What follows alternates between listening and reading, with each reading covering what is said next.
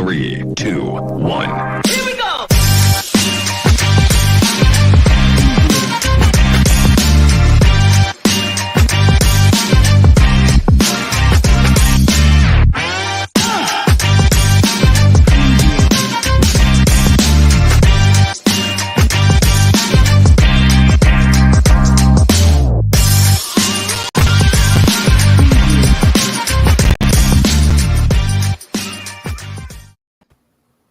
Well, good morning, everybody. It is the Dennis and Andy Show popping in live for you to talk about, if you couldn't tell by my hat, Dennis's shirt, the Batman. Or the title. They might have actually read the title. They could have read the title. That's true. But, you know, we're going to talk about the Batman, a non-spoilery review. So don't worry, we won't spoil anything. Robert Pattinson. Spoiler alert. First thing you should know going into this movie, it is 2 hours and 56 minutes long, which means if you're me, you sit through it. If you're Dennis, you have to get up 1, 2, maybe 3 times to use the bathroom. You don't know, you're guessing because you have no idea, because Andy and I did not do a lot of talking about this movie. He saw it with Courtney and I went with a bunch of nerds and we all saw it separately. That's right. But you did tell me you got up twice to use the little boy. Well, I knew you were going to ask. I knew you wouldn't be able to resist yourself. But I do have to premise it. So all of us nerds, a group of us, we went out to eat ahead of time. And we found an interesting restaurant at a boardwalk that I didn't even know existed here. And it was great. But, you know, they had the tall glasses, kind of like this, a little bit bigger. I had 3 sodas and 1 water. So, you know, right before the movie, going into it, I already knew I was kind of screwed. So it's almost like you didn't want to plan ahead. No, just had to enjoy the day and realize I may have to get up in the movie. And then I had kicked around. Do I download this app that Andy keeps telling me about where you know the best times? But it really didn't matter because I went until I couldn't. I held it, and then until it was about to burst, and then I said, screw it, and then I ran. But I wasn't the only one. I wasn't the only one in the group that had to do it. So, yes, I had to go twice. Plus that I went right before I went. That's how much I did. Plus I got one of their great big. We went to a Regal instead of an AMC. So they have different glasses, and they have these really tall ones. So, yeah, I was kind of hosed to not miss any minutes. Totally. Well, when we see it again, hopefully you can at least get up during the parts that you already saw. So, you know, we all know it stars Robert Pattinson. When people heard that he was going to be cast as the new Bruce Wayne, I believe the reactions were the same as when Michael Keaton first got cast in the 80s. Oh, what? No way. Are you kidding me? Twilight sparkly vampire playing Batman. Blah. I didn't, you know, I learned from the Michael Keaton one not to have those reactions. I was like, you never know. Zoe Kravitz. I still had that reaction. And Michael Keaton's still one of my favorite Batman / Bruce Wayne combos ever. Again, there are certain things because I always break the 2 characters up. There's Batman and then there's Bruce Wayne. You know, right.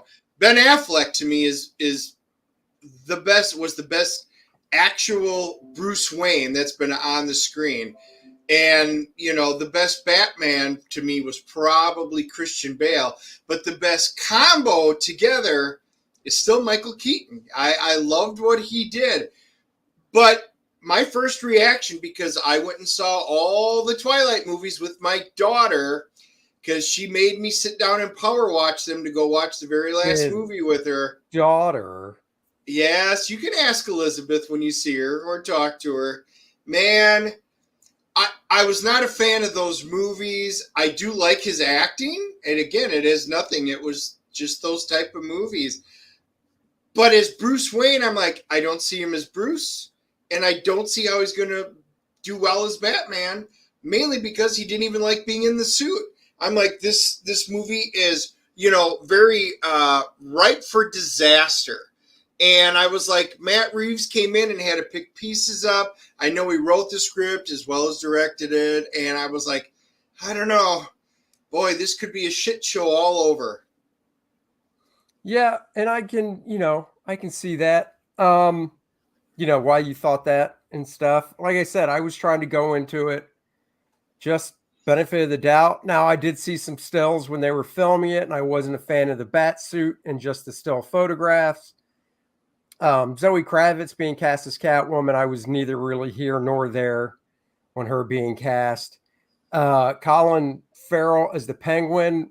Once again, you're just like, wow. And then they, if anything, besides the fact he did a phenomenal job, where is the online outrage mob saying what? They couldn't find an actor that was overweight and ugly to play the Penguin. They had to make a hot actor do it.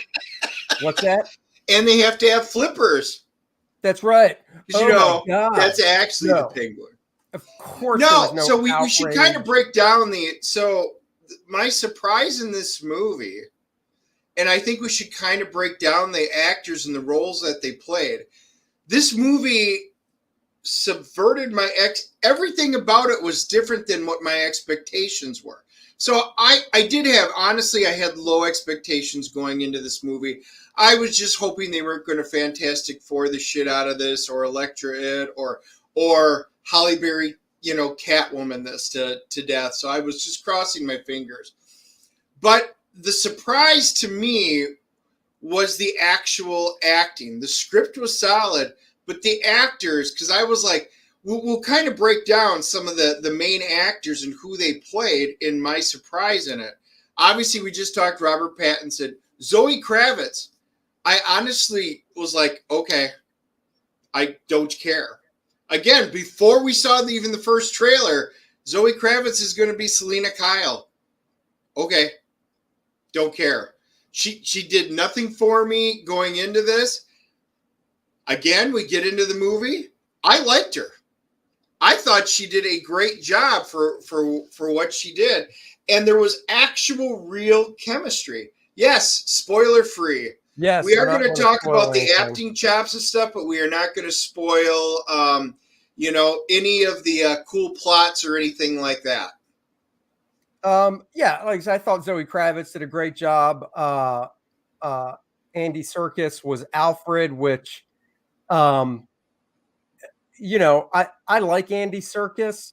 To me, I don't picture Alfred as, I still picture kind of going back to the Michael Keaton Batman. That's how I picture Alfred. I don't picture Alfred as a dude that's kind of big and brawly and in shape like Andy Serkis is.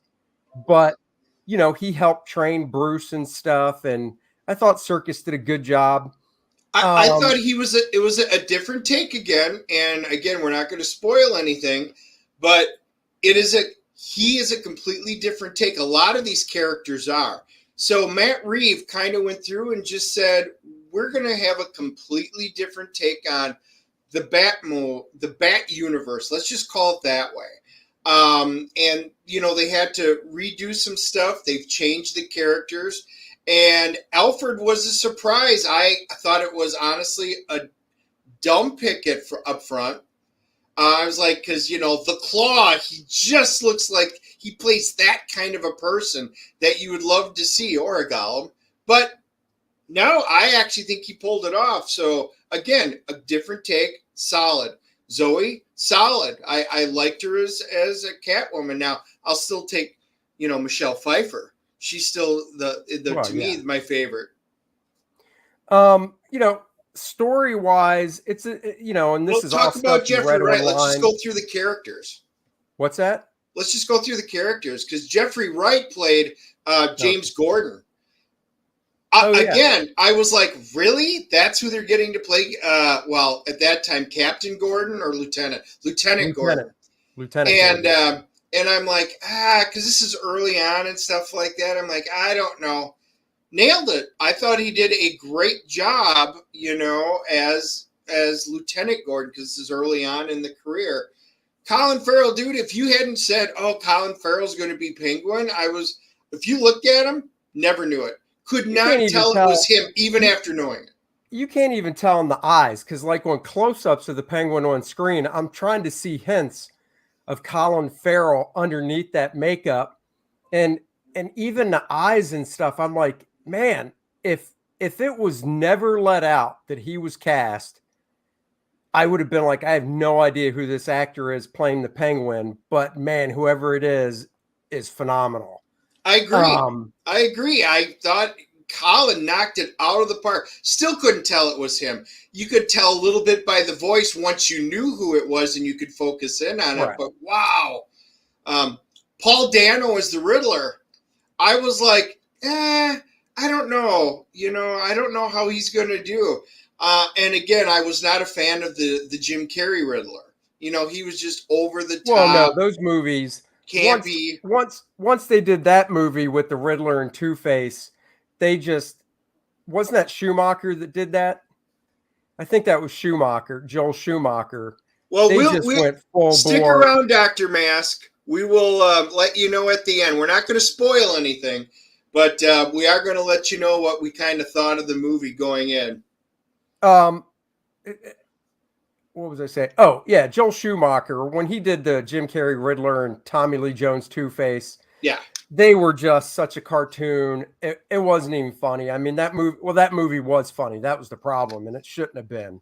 This was a serious take on somebody that definitely has mental issues with the Riddler. Paul Dano, I never expected as the Riddler. And in fact, going into the movie, I didn't know who was playing the Riddler. And then, of course, before the movie, or once the movie came out, or the week of it coming out last week, you saw interviews and stuff. And it wasn't like it ruined anything for me knowing who the actor was. I just thought it was cool leading up to the movie that all you saw of the Riddler was a dude in a full mask and you only saw his eyes. So I was like, oh, they're kind of keeping secret who the actor is, so it could be a surprise in the movie. It wasn't. Not a big deal. No. John Turturro plays Carmine Falcone. Yeah. I absolutely love that character. I was surprised, again, the way that they took the origins and they made it their own, and the role that he played. And I'm sorry, I always go back to like Transformers or Mr. Deeds. I love him as an actor, but to see him as a crime boss in the way, I mean, when he was on there, he had presence, and I was just like, wow, he knocked my socks off. Totally. Again, every single of the main characters that they had were dead on. That's what I was going to say too about John Turturro is I know he's done dramas before, but the first thought of him is, like you said, the couple movies you mentioned, Transformers and stuff like that. So my initial reaction is, oh, he usually does comedies and stuff. So seeing him in this major crime boss Falcone role, really serious, was great because it just shows you what a good actor he is. So I thought that was really cool. What is that? Most of the cast, or is there anybody? Yeah, that's left? The main cast. Peter Sarsgaard was Coulson. He's in on it. And you got your secondary cast, but that's the primary cast. And I'm gonna be honest. I liked every single one of them in the role that they played. So again, my expectations were like, I thought a bunch of these up front were miscast. In the end, perfectly cast for the movie that they put together. Shocked, loved it. Yeah. Story-wise, it's a detective. Batman is the dark detective. He is a detective that just happens to know how to fight so he can beat up bad guys and take care of himself. What I really liked about the movie is it kind of goes along with what I say about a great comic book story, which is, in a comic, you've got 21 pages, let's say, and I always believe 2/3 of the book, 2/3 of the book should be focused on the character, the title character. If it's Batman, Superman, whatever, 2/3 of a comic book, I want to see him in costume doing stuff. The other third of the book, Clark Kent, Bruce Wayne, whatever. In this movie, you didn't get a lot of Bruce Wayne. The screen was almost 80% Batman doing detective stuff. Of course, they set the movie up in the beginning with some voiceover stuff of Robert Pattinson talking about how he's been doing it for 2 years. Crime's just gotten worse in Gotham. So they do a good job of setting all that stuff in the beginning, I thought. And usually it's show, don't tell. But for this movie, telling those few things worked a lot better, I thought. So you could get right into the story. Yeah, and the voiceover, I'm not a big fan of voiceovers and stuff like this, but it worked. Him having that voice with what he was doing.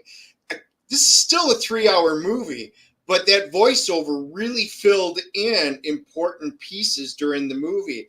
So it worked. Again, something that typically doesn't work very well.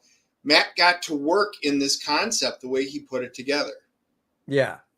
I will say it rains a lot in Gotham, so I'm glad I don't live there. And it torrential rains.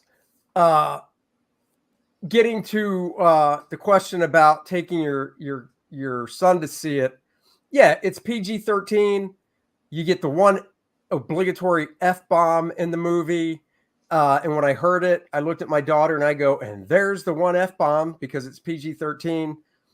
The violence is it's PG-13 violence. I mean, honestly, I was telling Dennis after I saw it, I almost would have preferred an R-rated version of the movie for certain scenes on how the Riddler takes care of people to really push how psychotic and violent this guy is. But because it's PG-13, they stayed away and they couldn't show that type of stuff. So yeah, I think it's totally fine for you to take your kid to. There's like a 7 or 8 year old in the showing that I saw. Yeah, we had a full theater.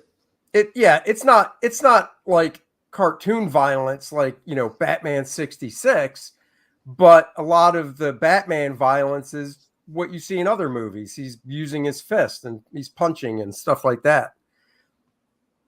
Same with Selina Kyle. And getting back to Selina, one of the things I liked about it is, Zoe Kravitz is like 5'2". She's small. She's Catwoman, but I thought they did a really good job of selling in the choreography of the fight scenes with her, the fact that she could take out, basically guys, men, whatever, coming after her with her fighting skills. We've seen some movies where you'll get, that 5'0" actress, and literally it's like 8 guys surround her and she takes all 8 of them out. And you're just like, oh, give me a break. Because literally you're seeing like a few of the guys just stand there when they're like, just waiting my turn. And she picks him up and like throws him. No, this was everything about this movie. We'll get into the Batmobile. We'll get into the gadgets and a little bit.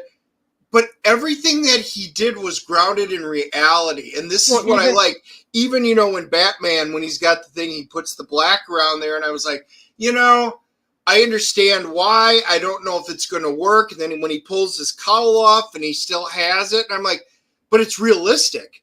It's not like Michael Keaton where you saw he had it under and we'd rip the cowl off and you would be like, aha, and there's no makeup on there. Everything was realistic.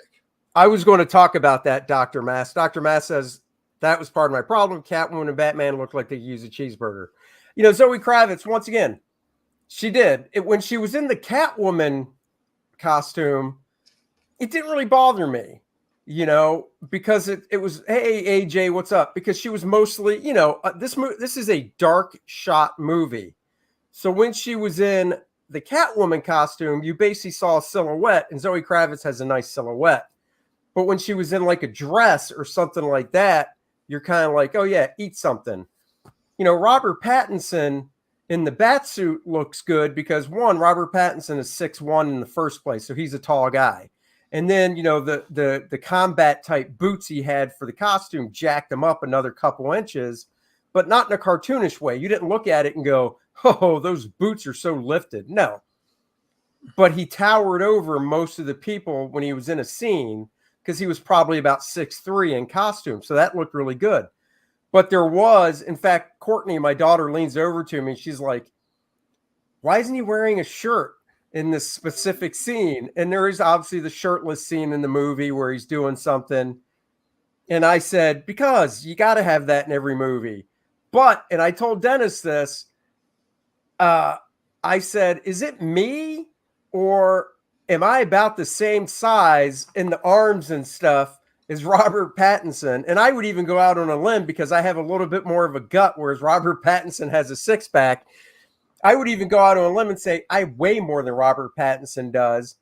And I'm like, he does look a little thin. He's basically my size. He's got arms like this and he's Batman. However, unlike other Batman movies where he's almost come across like the Ben Affleck when he played Batman, he kind of came across in some of the fight scenes like almost having super strength with how he was tossing guys around. In this movie, it's more hand-to-hand combat. And, if you think about the size Bruce Lee was and the type of fighting he did and how he was so efficient and could take guys out, you kind of go, okay, well, if Bruce Wayne is this well trained, he doesn't need the muscle mass to do this stuff. He can do it with just his fighting skills. So once again, I give credit to Matt Reeves and the fight choreographers for putting it together in such a way that you were like, oh yeah, I can totally see him being able to do this stuff. So yeah, my take was in a way similar because the fight scenes are all very realistic. I mean, you don't see the little girl picking guys up and throwing them. Her fighting style matches her physique, and it works very well. Now, they also kind of explain it if you want to look at it, because, again, it's not a spoiler. They talk about the fact that this is early on. He's only been Batman for 2 years. He's figuring stuff out. He's out there doing it. He doesn't realize yet that everything's going to be about combat, a lot of combat. He's still on the detective side, and he's tone. And when you see him shirtless, he's got muscle. He just doesn't have bulk. Right. And, what Dr. Mask is saying, Bruce Lee was also Bruce Lee. If you saw Bruce Lee just walking around in plain clothes, you'd be like, what a skinny little dork. But, if all you have at that size, and once again, Bruce Lee was a short dude, 5'8", Pattinson's 6'1".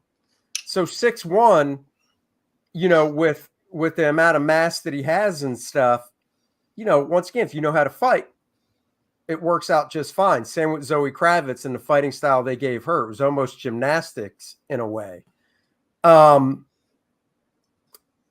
talk Batmobile, because I know you want to talk Batmobile. The Batmobile is my all-time favorite. The Batmobile is my all-time favorite. Well, here, hold on. Let me address this. Hyper Kaiju says, I would never call Bruce Lee a skinny little dork. Yeah, no. I mean, at least not to his face. I would now, because what's he going to do? Nothing. But no, not to his face. But the Batmobile, to me, I didn't like any of the Batmobiles. It's not that I didn't like them. I thought they were visually cool, but they were too tankish in the Christopher Nolan Dark Knight movies. Those Batmobiles were just too army surplus for my taste. In the Batman movies from Low Blow, oh, what's this kid going to do? Come kick my ass? Oh, he can't either. Oh, in the first Batman movies with Michael Keaton and stuff, I liked those because those were basically cool looking design concept cars. In this Batman movie, when I first saw the car, I agree with that. When I first saw the car in this Batman movie, and I'm talking still shots of it before a year ago, I was like, holy shit, that looks like a muscle car, except they put the motor in the back instead of the front. It just looks like AJ, we knew what you meant. Yeah, we know what you meant. It looked like a badass muscle car. And actually, just in silhouette, it almost looked like one of my favorite cars, a Dodge Challenger. So I thought this Batmobile was awesome. Because remember, he's only been Batman for 2 years. So he doesn't have a helicopter. He doesn't have all that shit. He has a motorcycle. He has a Batmobile. He's only been doing it for a couple of years, so he modifies a car. Here's what I liked about it. In fact, I'll show you. I'll get mine. Yeah, I was going to say, I know you got it. Show it. And it was a realistic Batmobile. So you could tell this was something he put together. And the jet engine that's in the back for the power was great. You can see the large engine up front, the supercharged engine, sparks in the darkness shooting out of this thing as he's revving it up. I mean, this was, again, a Batmobile grounded in reality without all the stupid gadgets. It's just a tanky machine. Very interesting concept. I honestly like it. I thought it was, when I first, Andy got it, I'm like, this is going to be kind of dumb. It's just going to be like a souped up car. But you guys pointed it out just up there. It was probably the best chase sequence ever. And if you would have had the Batmobile with all the stupid little gadgets, I think it would have detracted it from it. And AJ brought up a good point. In the beginning of the film, the engine wasn't even in the car. Right. And I'm willing to bet, and this is any movie, there's stuff on the cutting room floor. So this 3-hour movie, I would actually love to see a director's cut. I don't give a shit if it was 4 hours, because then I'd be in the comfort of my own home watching it. I am willing to bet there are scenes they cut out of him actually working on the car, maybe not actually dropping the engine in the car, but I would bet there's a few scenes of him working on the car, because if this is so nitpicky, it's not even funny, but because you brought it up, I'm willing. I thought when they showed, you first see it under a tarp, a car cover in the bat cave, and you're like, oh shit, that's the car. You can tell by the shape under the car cover, but you see all the engine parts and stuff laying next to it on a table, basically. And I was thinking, oh, there's probably going to be a scene at some point where he's actually working on the car to kind of bridge that gap of here's all the motor parts and whatnot. But oh no, when they introduced the car, I thought it was one of the coolest scenes in the movie. Damn, I'm getting jacked to want to go see this again. I know. Well, here's the thing. I'm willing to bet, and I was piecing together that I bet Alfred was the one working on the car. He's been out doing his stuff, because again, Alfred's not just a butler that serves tea and crumpets here. They did a really interesting Alfred and made him integral to the story, and you get to his background a little bit and you realize it's really cool. You don't need no Hallmark ornament. I mean, if you collect them, then that's cool. But this was $9.99 from Target. It's the Jada. It's by that company Jada that does Hollywood wheels and stuff. Just put fishing line through the windows. You can use that as an ornament. Yeah. It also came with a little die-cast Batman figure. So that was cool. So yeah, this is awesome. I might, because they make different scales of this thing, I might have to get the one that's a little bit bigger than this. That's about $25, just because it's so freaking cool. And they make one smaller than this as well, which is the Hot Wheels car. So, it's the typical Hot Wheels size as well. Which the funny thing is, Dennis, that Hot Wheels one of this, because I didn't see the Hot Wheels one when I bought this. Yeah. This was $9.99, right? Yeah. The Hot Wheels one is actually $2 more, I think. Really? But it's smaller. It's the Hot Wheels size. So It's like this wide. And I was like, are you kidding me? So you got the good deal, Andy. I agree. The Batmobile, again, its design is simplistic, it's basic, it's grounded in reality. You feel like any one of us, not me because I don't have that kind of knowledge, could just put together a car and put this sucker together with a small jet engine in the back. It was just cool. And the chase scene was actually amazing. I agree. It was probably there's the good, the bad, and the ugly in every movie. This is definitely good. It was probably the best one in any movie yet. Yeah, I would say so. It like I said, it did not disappoint. Yeah, it was badass, but then that ties directly in with all the bat gadgets, because you're always waiting to see what kind of bat gadgets. And you saw in the trailer, like the big gauntlets, and you could see all the different stuff on there, and you could see kind of his belt, and you're like, yeah, they're going to break out the shark repellent and all this crazy ass stuff like from Electro Woman and Dyna Girl, where they bring out something new and do it. Nope. Everything he used, again, was very low key, and the bulletproof armor, when he uses, even at the end, where you saw in the trailer, his batarang, all of his equipment made perfect sense. The flares, the things that he would have on him. Again, Matt Reeves said, what would a man who could afford something but have realistic looking bat gadgets? Everything worked in this movie, surprisingly. And then just to talk, when he was Bruce Wayne, hey, exactly. When he was Bruce Wayne, he, since he's only been Batman for 2 years, he's obviously a younger Batman, so it's not really fair to compare him to Ben Affleck's Bruce Wayne, because Right. Ben Affleck was the Dark Knight, basically, who's been Batman for years and years. Even Michael Keaton's Bruce Wayne was a Batman that's been around for a while. This cat, Robert Pattinson's Batman, Bruce Wayne, has only been around for 2 years. So, he's in his early 30s. He is obviously loaded rich. He's the type that keeps to himself. And actually, he did go to this one event. We'll just leave it at that. No spoilers. But, dude, you see what he drove up into that event? Corvette.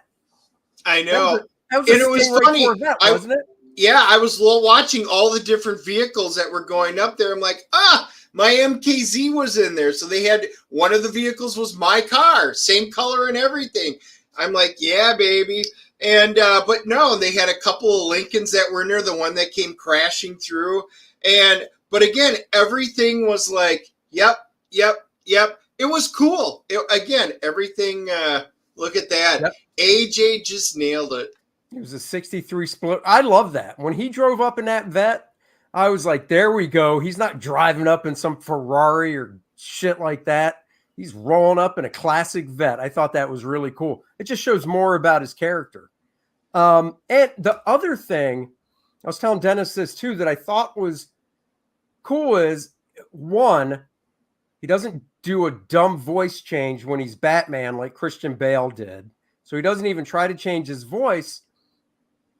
But even though you only see this much of him, with the mask, his mouth and chin, I could see why he could walk around as Batman and then as Bruce Wayne go talk to the exact same people and nobody get it, because as Bruce Wayne, he's a little bit shorter, because he's definitely wearing boots that are a couple inches high that jack him up height-wise.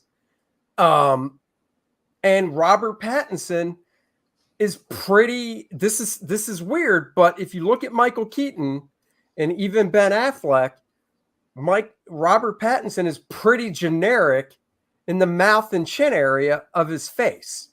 You don't look at him like Michael Keaton has a definite lip style that if you saw him as Batman and you really had a good memory and paid attention, and then you look at Bruce Wayne, you're like, wait a second, in the chin and everything. Same with Ben Affleck. Yeah, he rolled up in that Aston Martin. Yep. Whereas Pattinson, I was really like, crap, I can really get how people aren't going, wait a second, your voice, this and that. Are you Bruce Wayne under that mask? Or Bruce, are you Batman? So I thought that was really cool. And I'm just so glad that he didn't try to do anything with his voice and that Matt Reeves didn't take it that way. Because, that just would have been blah. No, I agree. I again, the world, the universe that Matt Reeves is creating actually winds up making complete sense by the end of it. Right. You know, the characters worked, the chemistry between Catwoman and Batman was there, and I didn't think it would be, but it was. Their interaction with Alfred and their dynamic, the Lieutenant Gordon's interaction, you look at that, it all works. Whereas you're thinking, wow, how is this all going to come together? Surprisingly, it did. And what a unique take. I didn't walk out of this movie with my mind blown, but it was just a feeling of, this is so different. I enjoyed it, but it was because it was so different from my expectations. I'm kind of torn on this movie in a good way, I guess. Yes, we did talk about John. Yeah, we covered John Turturro. He was amazing, absolutely amazing. Stunningly, he was my surprise hit, I guess you could say. He felt like a mob boss. Everything about him. He demanded presence when other people were in the room. He actually captured the attention of the viewers when he was on the screen.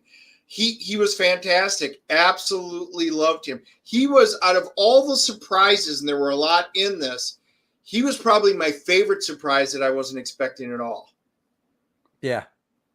All right, well, let's give it our little CGC review, because this guy's got to drive his kid to work again. Dennis, you go first.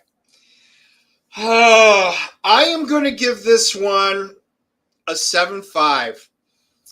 You bastard. Here's my thing on this movie. Andy and I talked just a little bit. I almost have to see this movie again because it was so different from my expectations. I enjoyed it. I didn't like it. Ran long. So the good was all the interactions. The concept was great. The bad, there really wasn't a lot of bad. I had no major complaints in this. And there was no ugly. But it ran long. It was just too long. I think it would have been better to have been whittled down. The reason Dennis has given it a 7.5 is because he had to take 2 potty breaks. And if he actually saw those 2 scenes that he missed during his potty breaks, he'd give it a higher score. Yeah, but I think I have to go back and watch this again because I couldn't absorb as much as I wanted to. Like Andy asked, there's one cool little throwback to Batman 66. He wanted to know if I caught it. I did not. So I do want to go back and see it. I've got a feeling upon second viewing and catching all the things that I know I missed, I'm probably going to like it more. The more that I've been talking about it, the more I reflect on this movie, I actually think it's better. But that was my initial reaction when I walked out. So there were 8 to 10 of us that went and saw the movie together. We all stood around and talked about it at the end. They all gave it a B or a B minus, which is amazing. We never agree on a movie. Never. None of us. Usually some people give them F, some people give it A pluses, and we're across the board, all of us nerds. This was the only time I ever remember where we all agreed it was a B minus movie. But many of us said, I think we need to see it again because I think it's a better movie than that. So that's what I'm going with because I'm kind of in agreement with it. I did catch the Easter egg. Thank you, AJ. I did see it. Good morning, Ronald Shaw. I'm giving it an 8.5. 8.5. I really enjoyed it. I was talking to Dan Fraga last night on the Comic Gate Kings, and he liked it. He he felt that it was almost like there was an end point to the movie, and you're like, oh, cool, this wraps everything up. It's over, sweet. And it is about the 2-hour mark. And then what they did almost was like, oh, let's tack on this another hour-long movie. That's the only way I can describe it without giving away spoilers. Now, I know exactly what he's talking about. I kind of got that feeling as well. At that point, I was like, oh, crap, this wraps it up. But wait a second, there's another hour to go. That can't be. And then they kind of, like a lawnmower, pulled the cord again and restarted it for that last hour. And it wasn't even like, well, wait, it was 2 acts and then they did the third act. No, the first 2 hours almost had, or pretty much had, first, second, third act. And then they went into overtime, you could basically say. I think Zoe Kravitz is hot too. I cannot believe John Malin is like, oh, she's busted. There's no way. She's gross. There are a lot of guys. They did a nice job with her. I thought they did. Ethan, myself, and I think Fraga were the only guys sticking up for Zoe. So I haven't heard why Shapiro hated it yet. I still have to let me know what Shapiro gave it actually, because I haven't seen his review. He didn't give it anything. He just literally said the Batman is bad. Oh, really? Well, I totally disagree with him on that one. Yeah. Huh. Yeah. So I'm going to have to listen to Shapiro. I'm sure he's going to drop a short video review of it, and that is when I'll definitely listen to that, because I listen to Ben almost every day and I haven't heard him talk about it yet. But anyhow, I got to get out of here. I got to take my kid to work. So I say 8.5. Dennis says 7.5. You add those two together, you get 16 divided by 2. You get an 8.0. That's a hell of a good rating, 8 out of 10. I recommend it highly. I think it's a great different take. I hope there's a sequel, even though I've heard Robert Pattinson doesn't want to do one because he was uncomfortable as hell in the suit. But I heard Zoe is there. Was it HBO Max? It looks like Zoe may be getting a Catwoman show. Well, apparently there's going to be a Penguin show. Yeah, movie. I did hear about that one too. So, Anyway, we'll find out. I agree with that. That's why I didn't mind it. I don't mind giving that as a rating for her. I wouldn't say she's a perfect 10, but she's cute. So there you go, guys. Thank you for joining us on this review. We'll be back tomorrow at 5 p.m., our usual time slot, with guest Chuck Dixon joining the show. Hopefully he's seen the movie. If not, we'll have a lot to talk to Chuck about regardless. Please join us tomorrow for that. And speaking of Bruce Lee, check this out. Bye, everybody.